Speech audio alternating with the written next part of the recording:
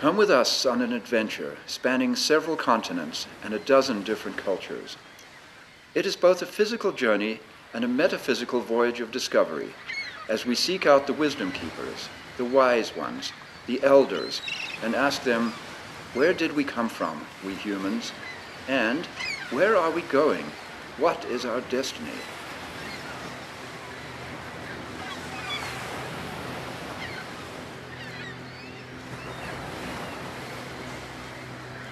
I'm standing in a cave, an enormous cave, very close to the southern tip of Africa. Gazing out at the sunset, I can see beautiful surf rolling in, and the archaeologists say that this place has been inhabited for at least 60,000, if not 120,000 years. Now that's a long time. The people who lived here, Bushmen-like people, early Africans, the earliest Africans, the first people of Africa who lived on these beaches, living off the clams, the oysters, the crabs, the fish that washed up, whatever they could catch. This is an absolutely beautiful spot. It doesn't get much better. And we're here to contemplate humanity. What does it mean to be human? Where did we come from? What are the earliest origins of our species? Did we really descend from apes? Or did we descend from the stars? There's quite a few thoughts on that subject. Adam and Eve being one of them. We're looking at all of those options. How did we come to where we are? And from that, the great question, where are we going? Where are we headed? Do we have a destiny?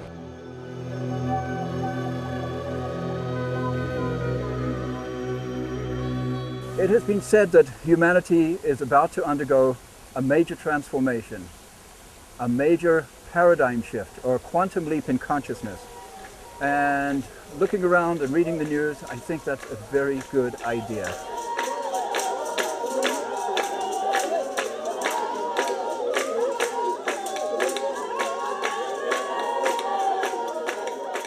You don't get a future automatically because most species are extinct. And our species certainly seems to be approaching extinction. So you're saying that we are not monkeys, they're not going to become monkeys, or we are not coming from the monkeys? They say we started from Adam and Eve. He said all of us, human beings, we come from the stars. It was explained to me that the star people came down here and we were seeded. Where we are going, all of us, is to a great awakening. When your body moves, your spirit flies, and then you're free, and then the magic comes back to you.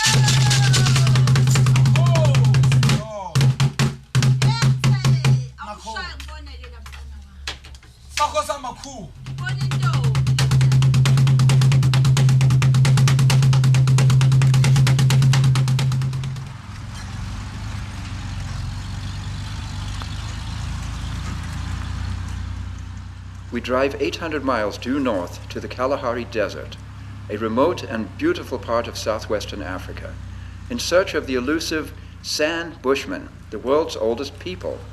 What will they have to say about the origins of our species?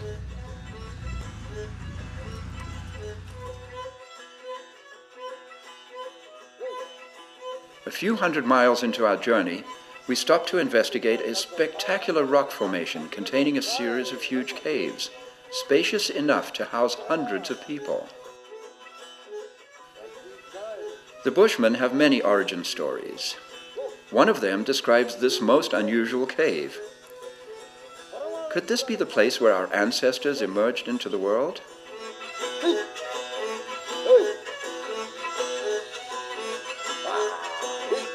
Continuing our search, the first clue we find is the rock art. the extraordinary, sophisticated heritage handed down to us by the first people of Africa. What are we looking at here? We're looking at human activity dating back tens of thousands of years. These rock paintings can be found all over the African continent.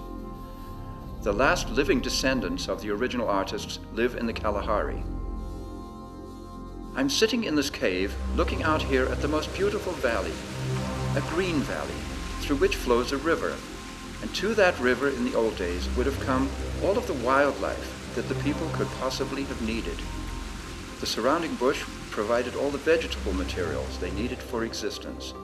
They had all the time in the world to paint these miraculous paintings. At the end of our fascinating drive through the arid African landscape, we arrive at dawn to find a series of tiny grass huts by the side of the road. It's very beautiful here, and this is how it's been on planet Earth for centuries and centuries and centuries and millennia beyond count. What do we know about the Bushmen, the first people of Africa? What do we know about humans, humanity in the dawn of time? You talk about the whole human beings. Well, that's another story, see. That's another thing. Because each tribe and each culture, each race has their own version of where they came from.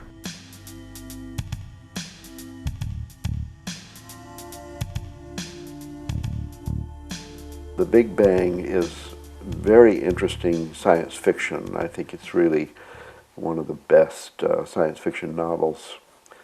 But that's all I have to say about the Big Bang. You know, it's a very good story. But it's not true.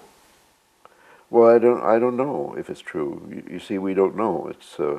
It's fiction. There are a lot of things we don't know, and everybody agrees we don't know the future.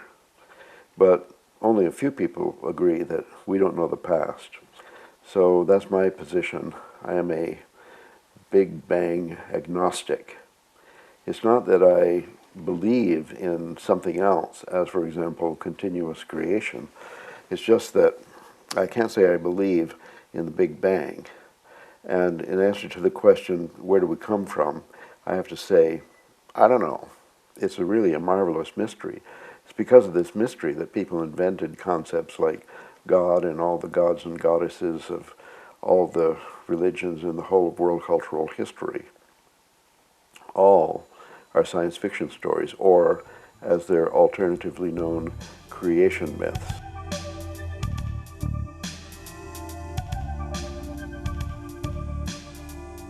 Were we really descended from ape men, from Australopithecines?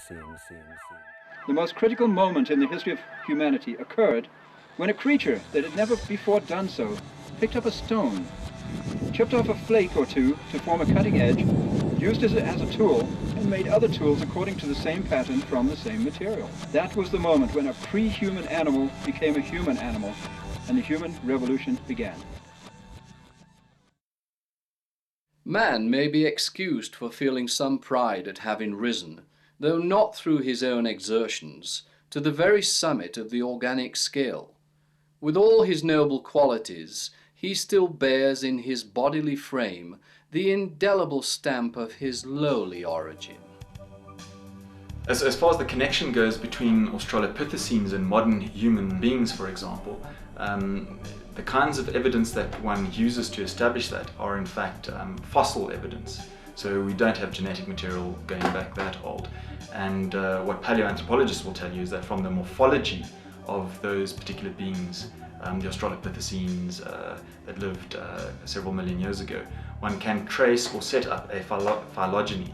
So one can actually see how human beings are descended from those beings by looking at the morphology of the bones, for example.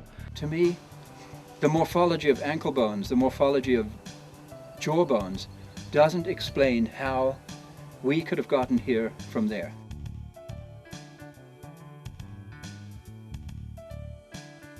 Well, as far as I understand the origins of humanity and so on, what we've been taught is that all humans as we are today are genetically descended from a genetic population that was on the African continent at least 200 and 250,000 years ago. Traditionally, it used to be argued that all of the sort of advent of modern thinking, modern behavior, the making of art, culture and so on used to happen in Europe. But increasingly more and more dates from the African continent suggests that art, image making, religion, things that we understand to be modern human behavior actually all happened and developed within Africa and were then taken out to the rest of the world by the people from this continent. Many, many years ago, it used to be thought that the people who made this were just a kind of a simple hunter-gatherer who had no complex thought and so on. But increasingly what has come to light through archaeological and anthropological analysis is that these images were deeply meaningful, highly symbolic and deeply metaphoric for the people that made them.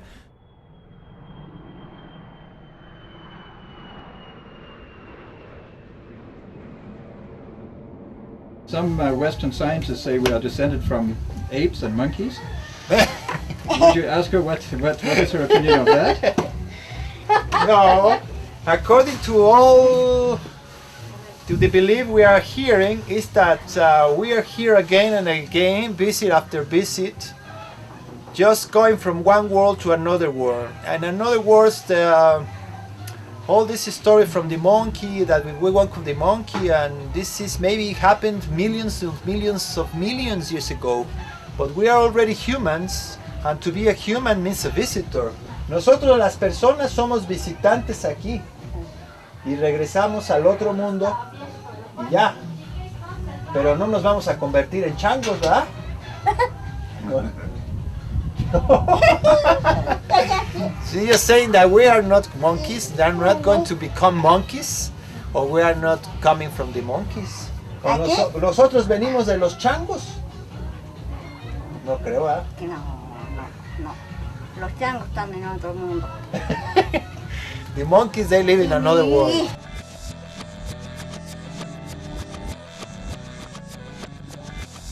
Scientists, on the other hand, believe that man evolved from the monkey or the baboon or the ape.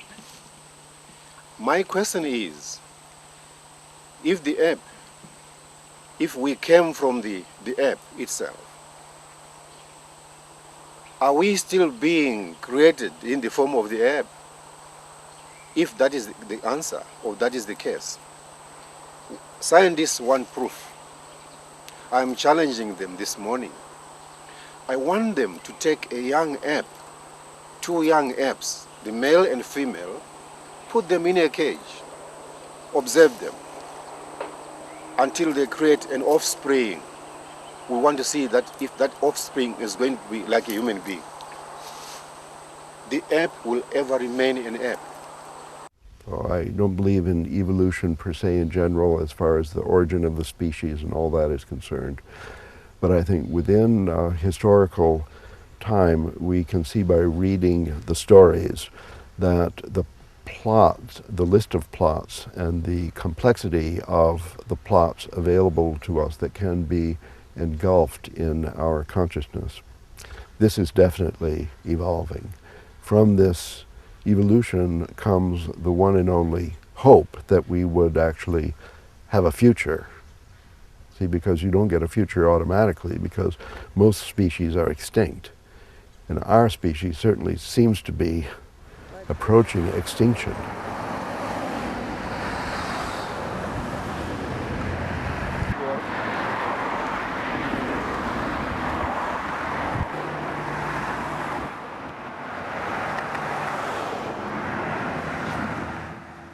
There's a huge gap, a million-year gap or a 1.5 million year gap in Darwinian evolutionary theory. Did we really descend from the ape or pre-human hominids?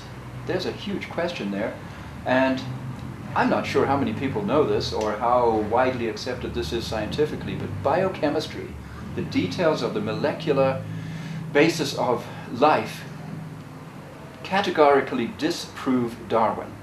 Certainly I did not expect that in this investigation. I was merely asking indigenous elders where we came from, wondering whether we came from the stars or whether we are just a manifestation of the divine. Is there truth to the Adam and Eve creationism approach, which says we were created, here we are.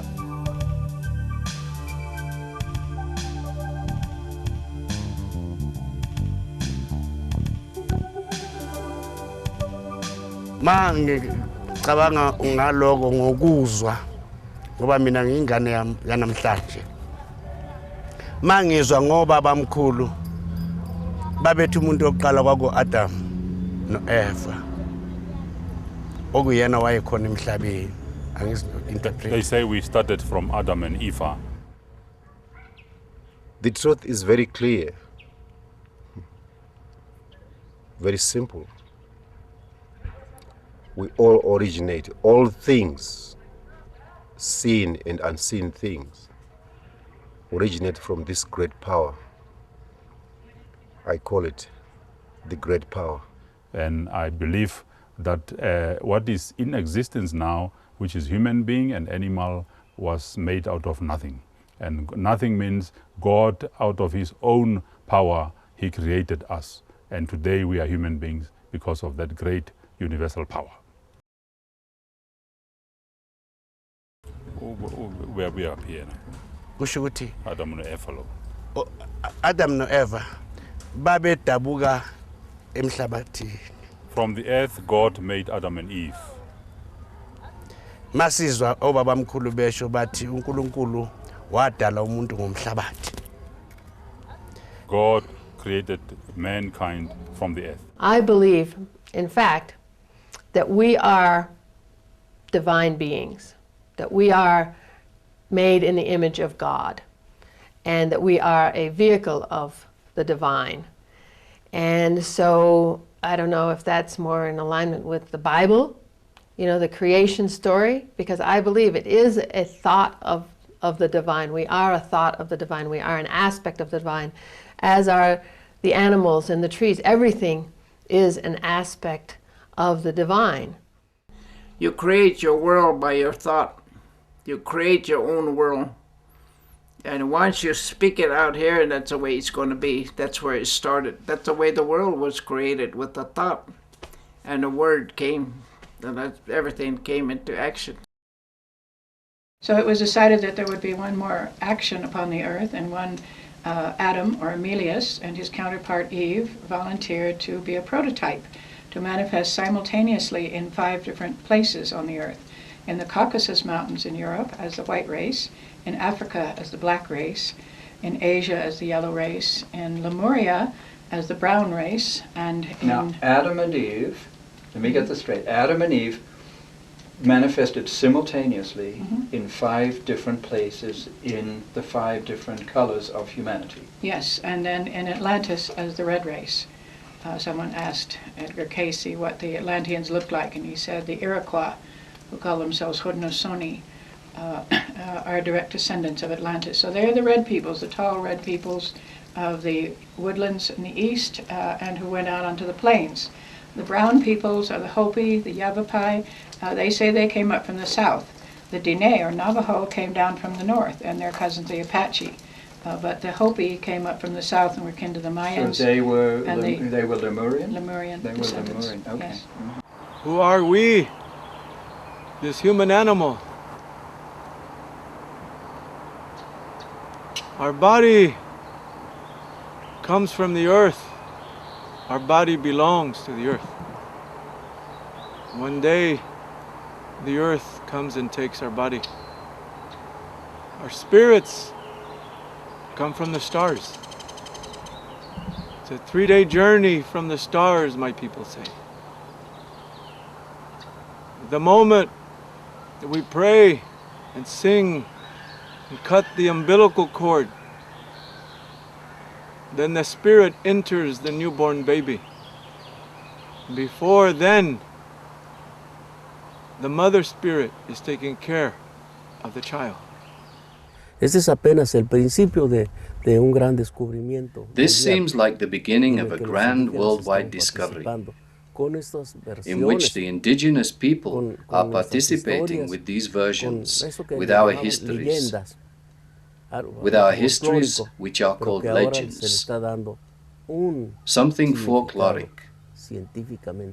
But now we are given it a significance scientifically proven. This is the origin of current man.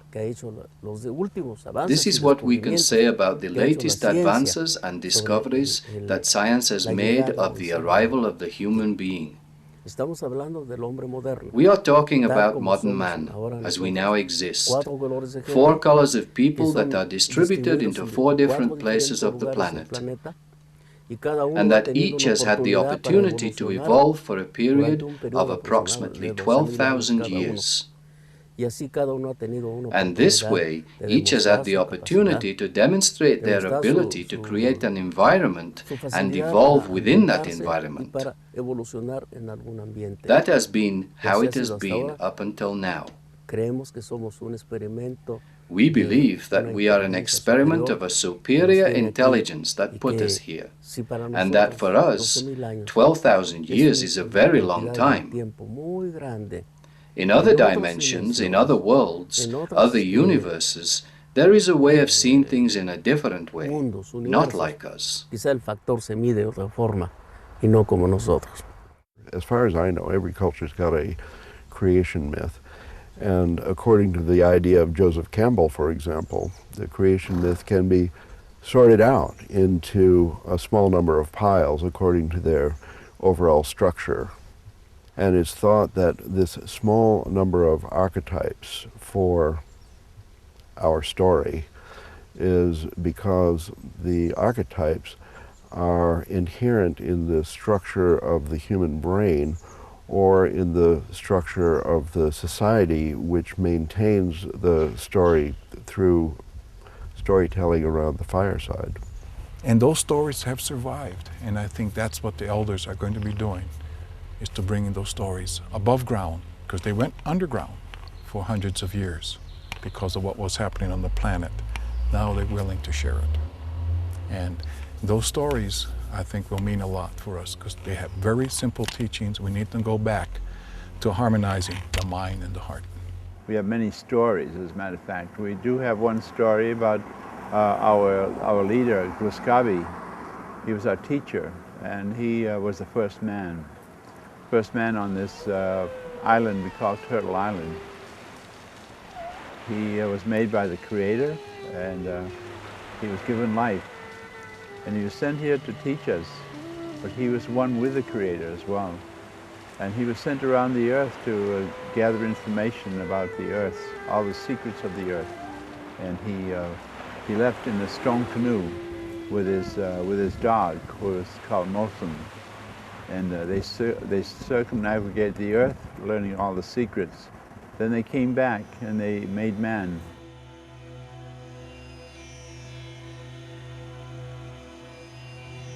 I've come to feel and believe that these people have something to teach all of us about what it means to be human, because they have kept the essence. They've had longer than any of us to find out what works and what doesn't work in human interaction. And you know, they're all about happiness. They're all about acceptance. They're all about just sweet, easy, gentle friendliness. And I really do believe that they have something to teach the rest of us, these beautiful little people of the Kalahari.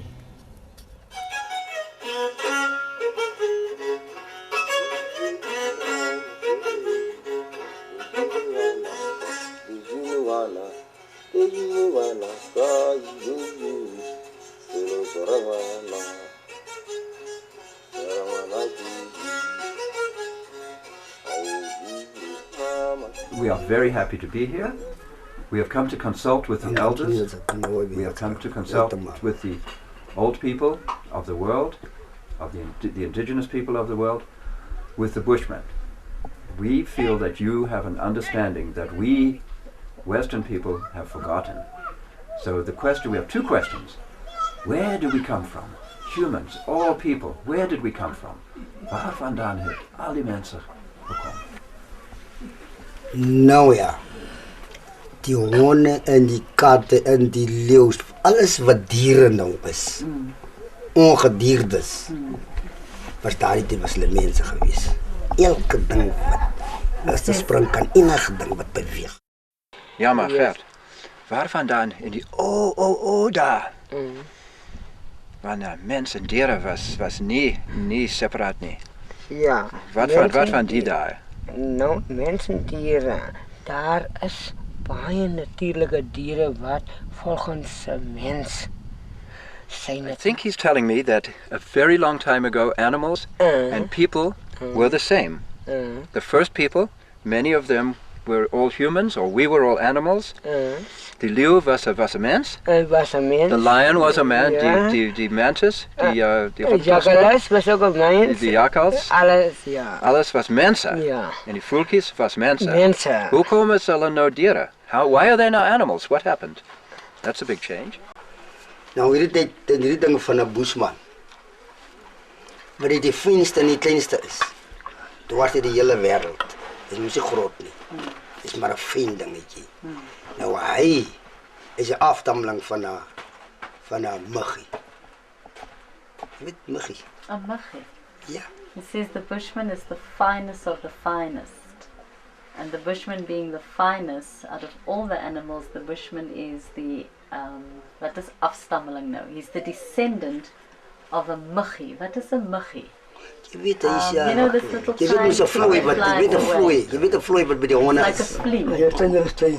Ja, He's is the baie fyn. descendant of the tiniest. Yeah, Is a baie muggie. fyn. We'll look that up. Ek sal die Engelse woord kry.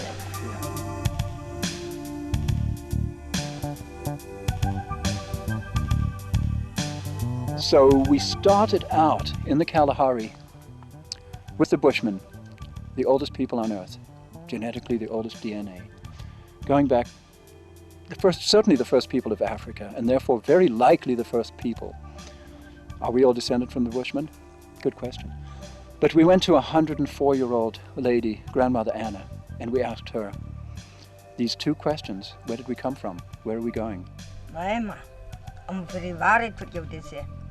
'n Mens kyk hou die voortyd. Hierdie sterre wat jy so sien wat in die lug is. Die het was mos mense voor. En dit is, hoe sal ek vir jou sê, die stof van die sterre wat die mens, wat die Here mens geskaap het. Hierdie grond, dat is mos, hoe sal ek vir jou sê, dat is soos 'n blom. Hy is 'n blom. En daardeur het die meesdom, die Here die meesdom aan mens gemaak. En as ek nou so terugdink, ek dink, wat was die tydse mense geweest? En wat is hulle nou vandag? Hulle is vandag nie meer hier op die aarde rond nie. Nou is net ons. I'm a Rikara Hiradza native, and our belief is that we came from the stars. We are star people. And we believe that all humanity is star people. We came from the stardust. The stardust came from the heavens, from the stars, and they came down and they touched the earth. And the earth and the stardust coagulated. They came together and they formed humanity. And that's why we are the stars. That's where we came from, the Star Nation.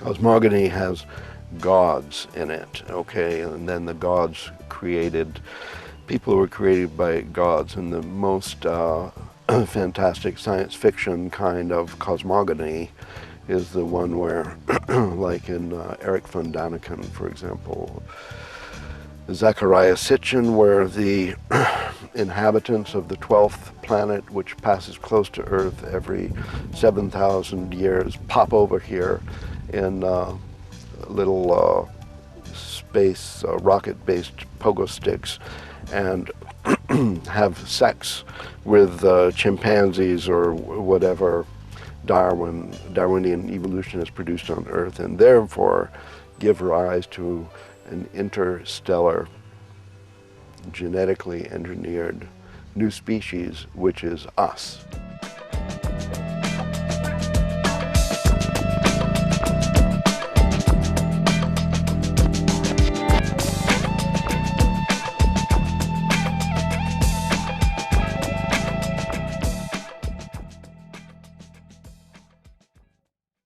Evidentemente la humanidad.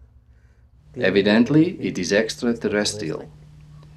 We believe that the human race was planted here as an experiment to participate in the superior project of creation. Del Creador. Well, in the teachings that I have received as a young man, and also have learned from working with the many indigenous peoples around the planet, when people ask us where we're from, the first place we look up is the Pleiades. The Pleiades? How could humankind have gotten here from the Pleiades? Bueno, específicamente la idea es que el origen del hombre son las estrellas. Pero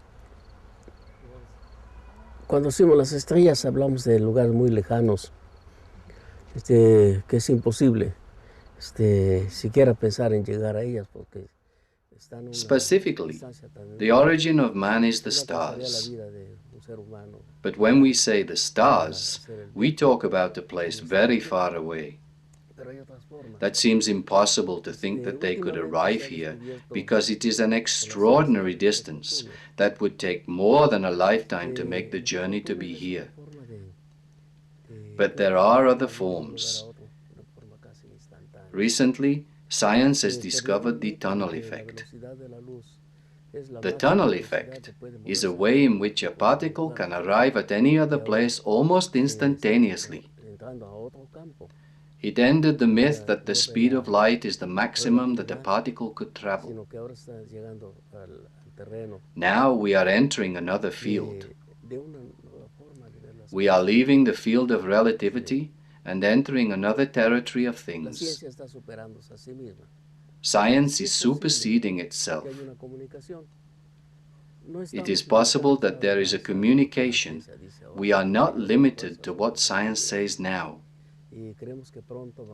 There are other forces, other possibilities, and we believe that soon we will have some surprises.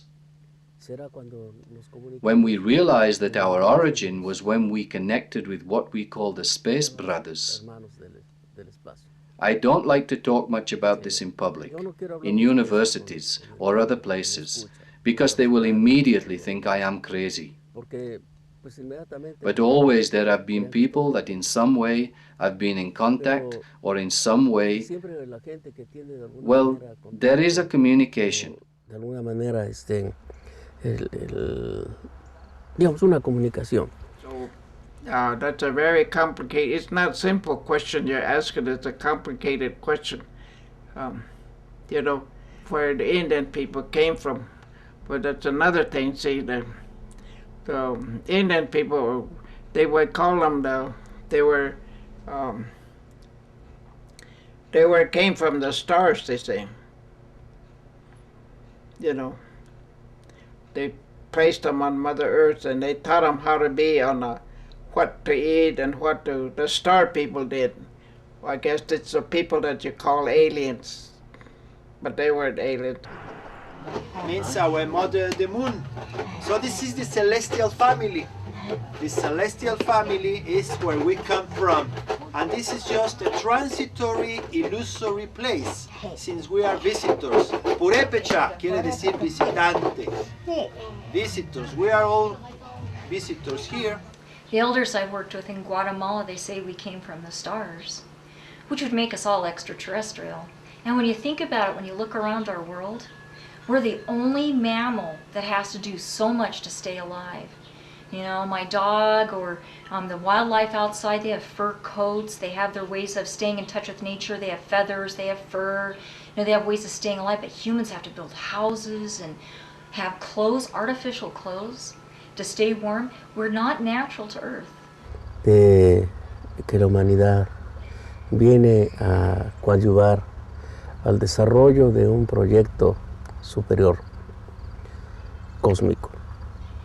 Los seres humanos estamos aquí participando con generación tras generación y cada vez Humanity comes to this world to participate in the elaboration of a superior project.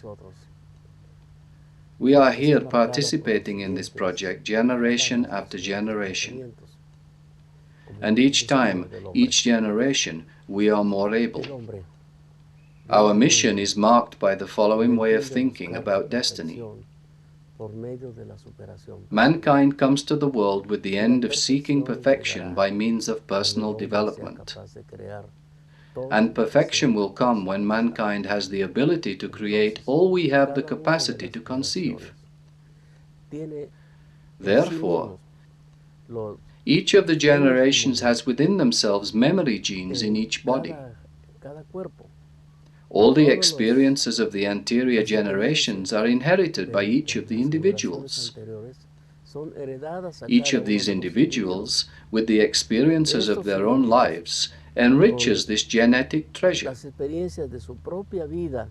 the question, where we go, why we are here, where we come from, is that. In Tata Dios Ureche Pare, you have the answer of this very important question. We came here looking for the light. Yes. And looking for the light means that delight, joy. If there's light, there's joy. If there's no light, there's no joy. So if you are in joy, in the light, you are going to accept the radiance, the luminosity of the other world. This is the light you are looking for. Y aquí está Esther de la luz. Presente. And her name is Esther of the light. I don't know if you want more, but...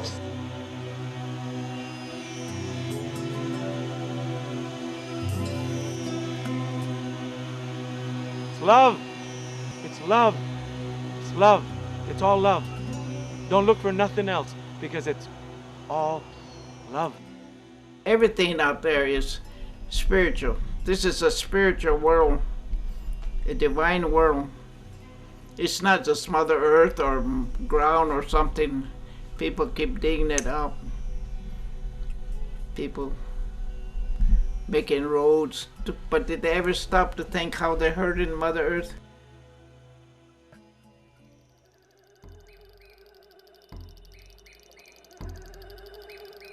If we came from a paradise, if we as humans have some genetic memory of the Garden of Eden, of a beautiful paradise, and then something happened, something terrible happened and we lost it. We ate of the tree of the knowledge of good and evil. What does that mean?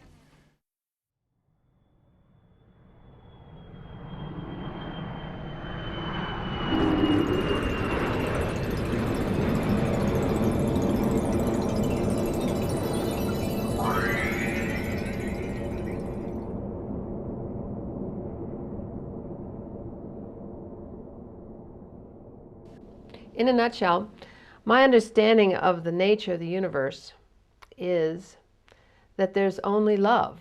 That's all there ever has been, and that's all there ever will be. And it is our lack of understanding of the nature of that love that makes us see certain things as not love. The nature of that love is that it's unconditional. And what that means is that by its nature, it must give us everything we ask for. And our beliefs, our assumptions, are our requests to that energy of love. So that this energy, this consciousness of unconditional love that drives all things and creates all things, must give us what we ask for. So, if we believe in scarcity, if we believe in separation, we will create poverty, we will create war. Because if there is another, and if there is not enough, then to have enough, we must fight for our survival and fight with the other to have the power to obtain what we perceive we need. Western mind people have lost their connection to the earth. We've lost our connection to knowing that the earth is the giver of life. She is our mother. She is our grandmother. Everything that we are, she gives to us. The air we breathe, the water we drink, the food we eat. Her love is unconditional for human and for all the inhabitants of this universe and our earth. Mesta que peyako akunono. Mesta que peyako akunono. Mesta que peyako akunono. Mesta que peyako akunono. Taita. None.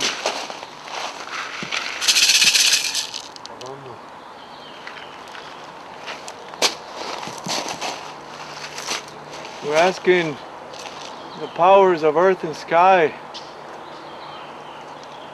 the water, the trees, all life, to come and help us. This human animal, we are the only one lost in this beautiful world.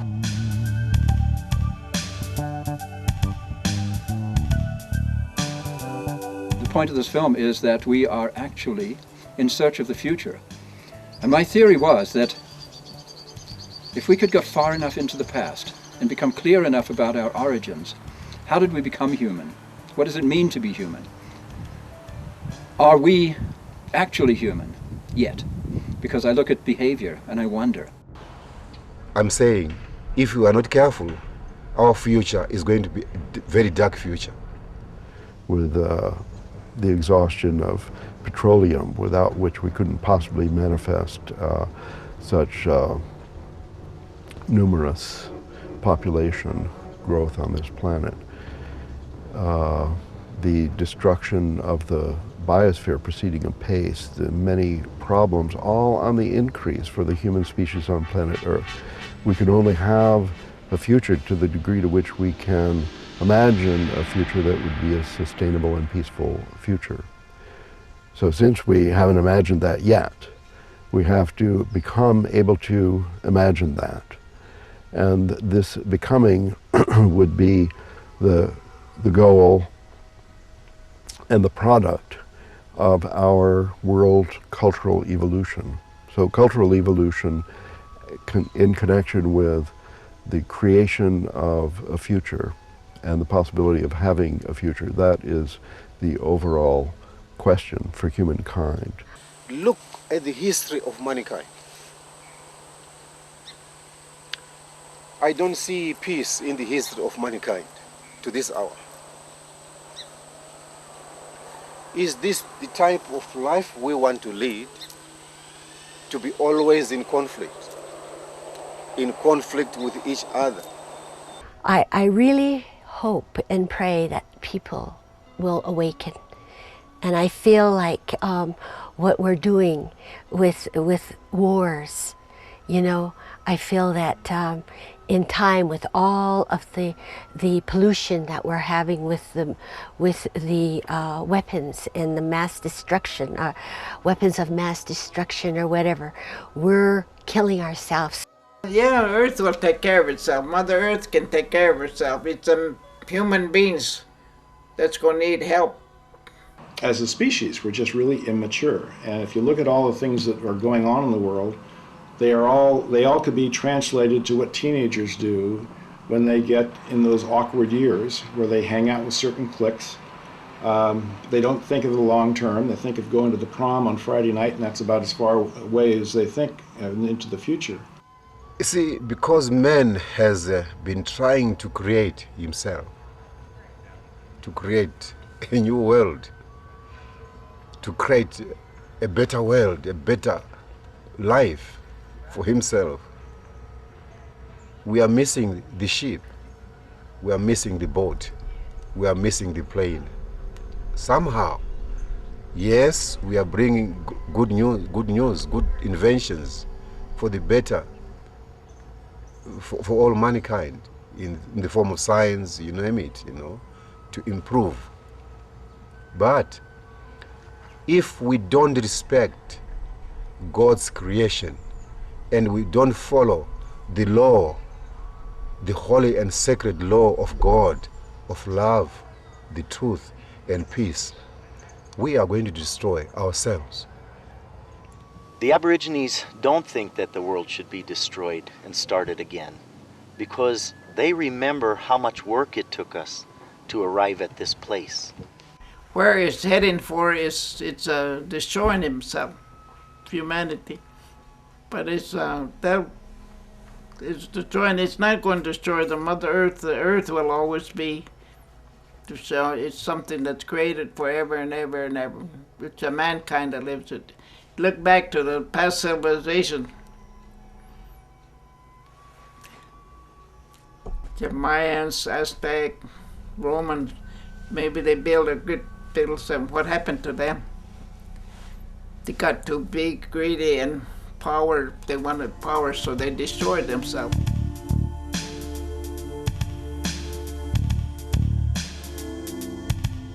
Our prophecy says that in 2012, there will be no potable water to drink because we're polluting so rapidly, so fast. And I think about that. I don't know about the Mayan calendar in a sense. I've heard of it, I've read it, but I don't have the knowledge to speak about it. However, I know that it's in the prophecy of the elders that speak, that if we don't get our senses straight immediately, we are going to suffer. And that is just, we don't have to suffer. We have time. We have time. And I think with all the things that are happening with our fear, the first sickness of humanity is fear. In some people's prophecies, we're at the lowest of the low at this point. We're firmly lodged in will, materialism, and greed, stuck in our lower chakras, and from here everything is uphill. Back to the memory, back to the knowledge of who we are as people and why we were placed here on the earth. The Mayan calendar predicts that in the year 2012 there will be the end of life on this earth as we know it now. Now what people think that means is it's going to be the end of the world. And it's not. It's not the end of the Mayan calendar either. It's the end of a cycle of time that comes back around again and starts over. Now when it comes back around, it's like a serpent. So the serpent never catches his tail, okay? He actually comes back around, and it's an evolutionary notch up. So it's a spiral. So what we're coming back around to feels very familiar on a very deep level inside of us, but we have learned so much in that 104,000 year cycle that now we're going to take it another notch up and become creators of a new reality. Many people have been concentrating on the Mayan calendar, which we all know ends December the 21st, 2012. We've had the honor to work with the Mayans. And everybody in the world is concerned about what is going to happen, what kind of change is going to occur. Of course, everybody looks at it from the negative point of view, that terrible things are going to happen, the world's going to end and all of this stuff.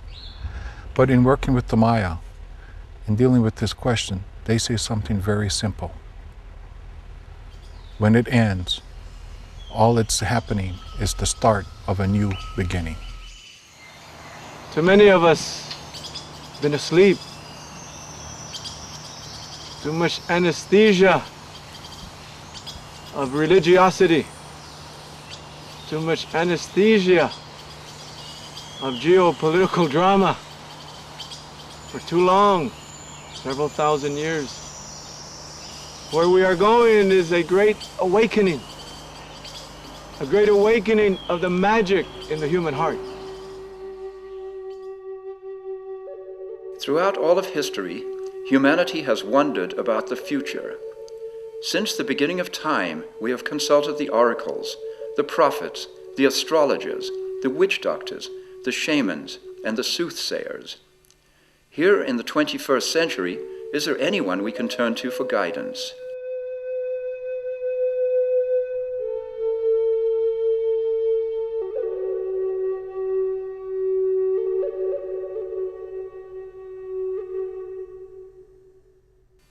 The Hopi Indians in the southwestern United States are thought to be the oldest inhabitants of North America.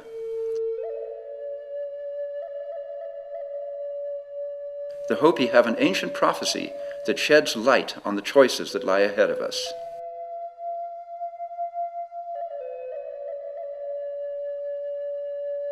This rock drawing shows part of the Hopi prophecy. There are two paths. The first, with high technology, but separate from natural and spiritual law, leads to these jagged lines representing chaos. The lower path is one that remains in harmony with natural law. Here we see a line that represents a choice, like a bridge joining the paths. If we return to spiritual harmony and live from our hearts, we can experience a paradise in this world.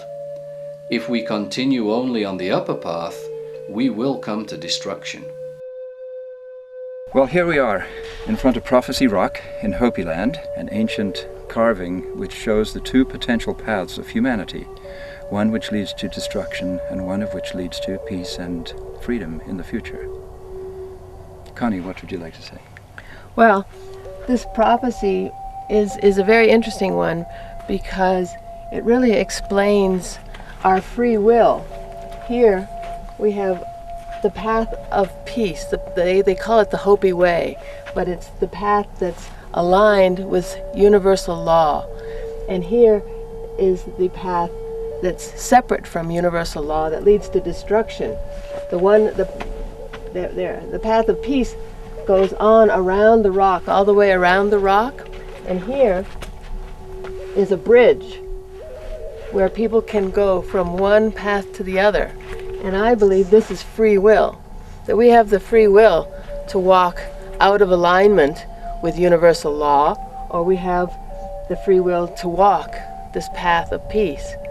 And I think as soon as humanity comes to understand that it's really our choice that has led to the world that we live in, that we will in fact choose another way and stop blaming others for our condition. So this connecting link here, if you were up here and you were on the path to destruction, there's the option to make the change. Yeah. And to transition into the Hopi way or the path of peace.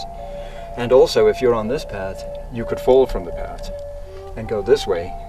Right. And this is free will. You're right. This is the essence of the free will of humanity. Exactly. So I think it's very significant and very important, and once humanity truly understands that and once they get the information about universal law, what universal law looks like, what the true nature of the universe is, which has to do with a conscious, loving, interconnected universe where humanity is so loved by all of creation that we are given everything we ask for, that it is in fact a loving universe that's responding to our requests, that creates our reality. You might be wondering who this is on my computer here. It's Grandfather Api.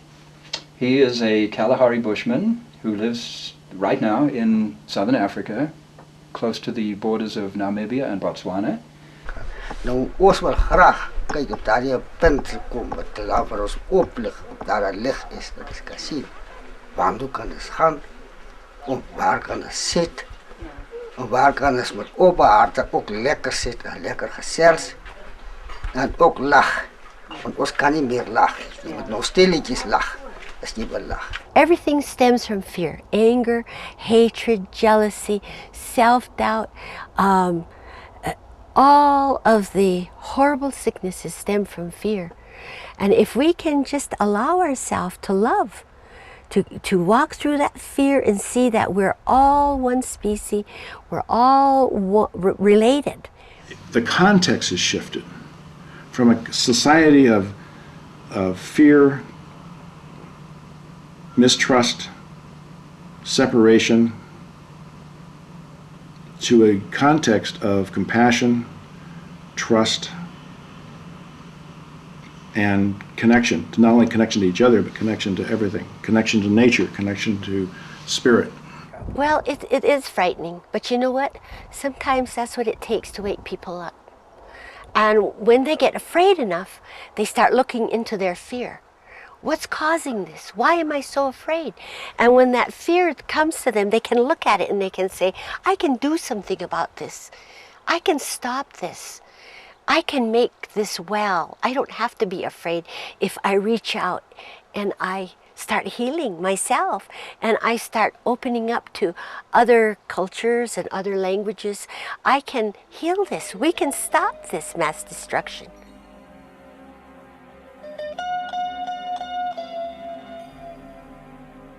The World Wide Web made me optimistic again, because this is basically the omega point of Teilhard de Chardin is the World Wide Web. This is his dream of neurogenesis, of the noosphere popping up at a certain instant of time. The omega point was therefore in 1994 when the World Wide Web got started. Here we see instantaneous communication between a large number of people on the planet, maybe as many as 30–40%, and growing. People are connected, that they can share their ideas instantly with anybody interested. The interconnectivity of the noosphere has gone through a quantum leap. The kind of thinking, the kind of shift I'm talking about in growing up is literally strictly a change of how we think. Just that simple. It doesn't take any government money. It doesn't take any studies. It isn't going to require any budget from anybody. It's just start thinking differently. Thinking as if we are all connected. Thinking like a mature person would think. When you look at how a parent and a child are so different, the child thinks about that immediate gratification, that thing they want. They're hungry, they want food right now. They crave and they want it. They don't think about the consequences. The adult is there to teach them their long-term consequences. They got to get along with everybody, that kind of thing. Well, that's what we need to learn. So if we can get to that place of recognizing what our mystic friends and our philosophers and now even our scientists tell us, that we're all really connected. Even our science, which we hold so dear, is saying we're all connected. So if we can just start acting that way and thinking that way, instead of that we're all separate and we all have to get our hand on our thing and be disconnected, separate, that's just outmoded thinking. That's not the way the world works. Many changes in the 1960s became fixtures of European and American society, and this was the result, apparently the result of conscious effort by a large number of people to affect the future by working on themselves and working together to create a society that was more harmonious, more loving, more in harmony with the environment and so on. Jy moet weet, hierdie lewe wat hier is, jy sien 'n toekoms, maar jy sien ook 'n toekoms. As jy nie die toekoms vir jou as mens, wat God hier op aarde geskaap het, en wat jy weet wat jy kan doen vir God, en vir die mens wat omgee vir jou, en wat jy omgee vir hom, kan doen. En daai bietjie wat jy vir hom doen, daai bietjie wat hy vir jou doen, met dit saam waardeer, kan jy nog 'n toekoms sien. En dan gaan God vir jou, as jy aan God se hande vasleef, sy regterkant se hand vasleef, sy voete vasleef, kan jy daai pad loop.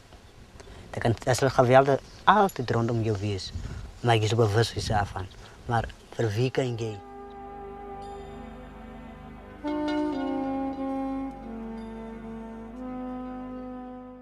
If indeed there is a new consciousness unfolding on the planet,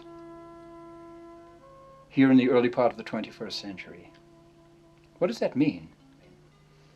What could a new consciousness bring to life on this planet. Evolution, the way you are expressing it,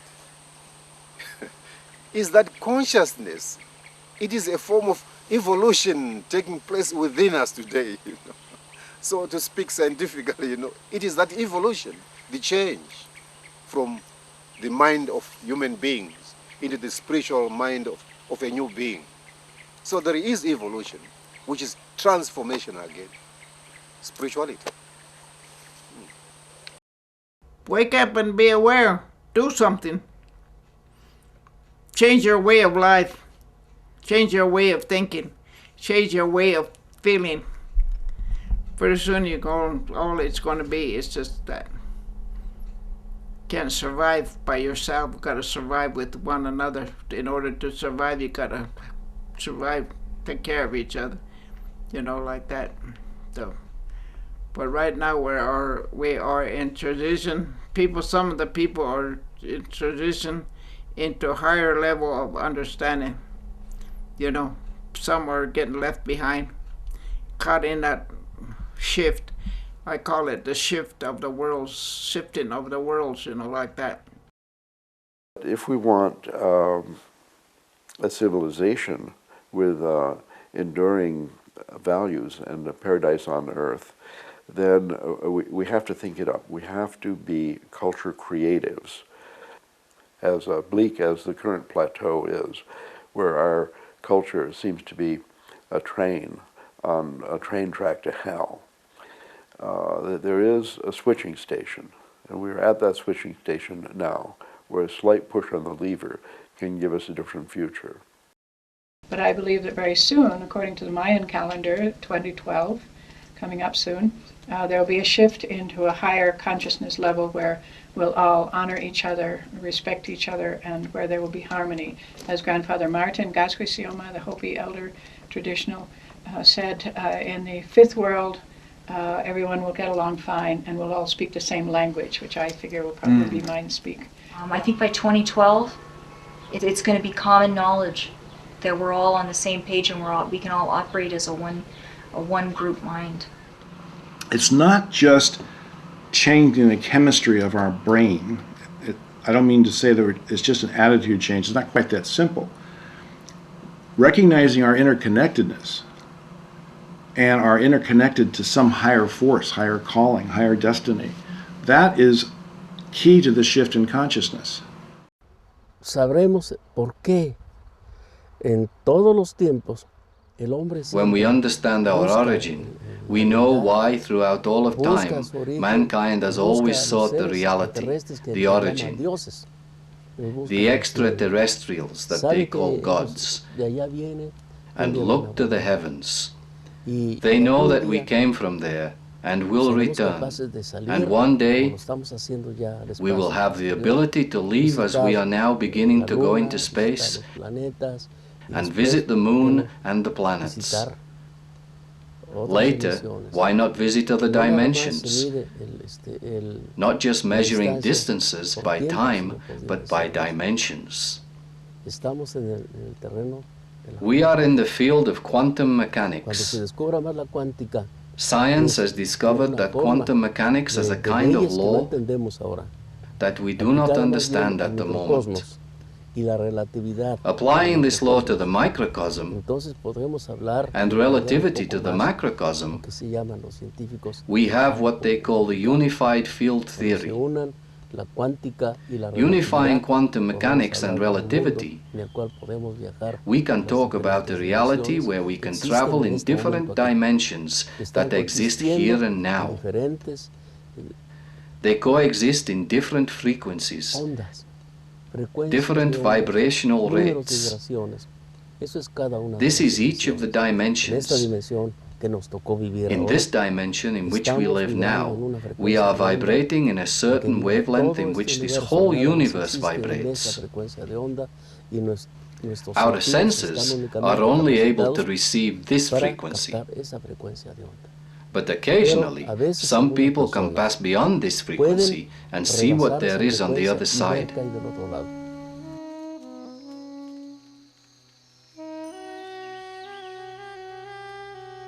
What we think is is fundamentally important. We are in the process of thinking up the future. If we have a bad fantasy, we'll have a bad future. And therefore, it really, really matters what we do, what we think, what philosophy we hold, and how we support other people sharing in the same philosophy. Because the interconnection of all people into a collective will could really create a paradise of the future. If that's possible, then we have to do it. We're coming to the end of the age of analysis, the age of classical physics, the age of the understanding of the universe that came to us via people like Charles Darwin and Isaac Newton and Descartes. A rather bleak world. So as the indigenous worldview somehow connects with the Western worldview, as we adapt to each other, as we come together, as a synthesis occurs of these two previously diametrically opposite worldviews, we get to a real understanding of the nature of the universe. I believe that once we come to understand the abundant nature of the universe, we catch glimpses of it with Jesus when he fed the multitudes out of the loaves of bread and the fishes. That was an example to us of the abundant nature of the universe, the unlimited abundance of all things. The trees wish to help us. The rivers, the oceans wish to help us. The birds wish to help us. All the other people are called animals. They wish to help us. All we have to do is ask for help. We are having visions. We are all having similar dreams. Whether you are white, you are red, you are yellow, you are black, we are having similar dreams. Watch out for your future. Listen to the voice of the Creator. Wat ek nou sien, wat ek so dink soos ek daar dink, lê en dink sien ek hierdie ding.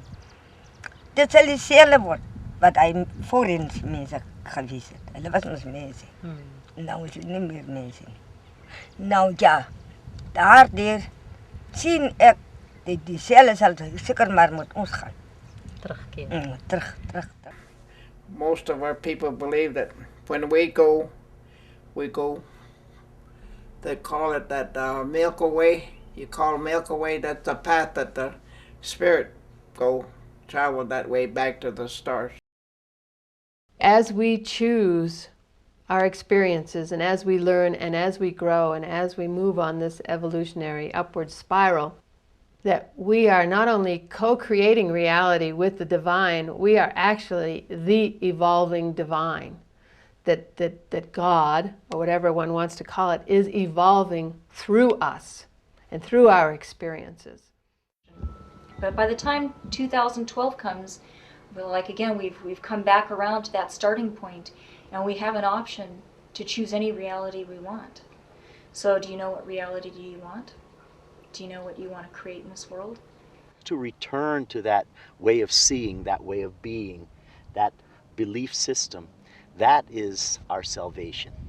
And there'll be some who are there already, and there'll be some who come along getting dragged, by their feet and screaming. But that's what I saw in the Aboriginal elders' message, was somehow we were supposed to lead one another to that moment where we could all open our eyes and awaken. And that awakening of the magic in the human heart is to re-engage ourselves in a magical way with the earth and the sky. We are working to bring the elders of the indigenous peoples from all over the world together to share this knowledge that they have accepted to carry on for many generations from their peoples, to help the human race become aware, to make this transition of how we're going to walk the right road into the future, how we can protect this earth, how we can connect with all humans, how we can love each other. The little bit we can do for each other, the little bit we can do to make each other's hearts happy can contribute to the broader picture. So then you can see some future. If we can just come in respect and as human beings and do a little bit for each other. And even though around you there could be dangers and all sorts of stuff, it's not important because you have the strength of doing bits of bits and the heart strengthens through that. And that's why you can coming and seek their free liver.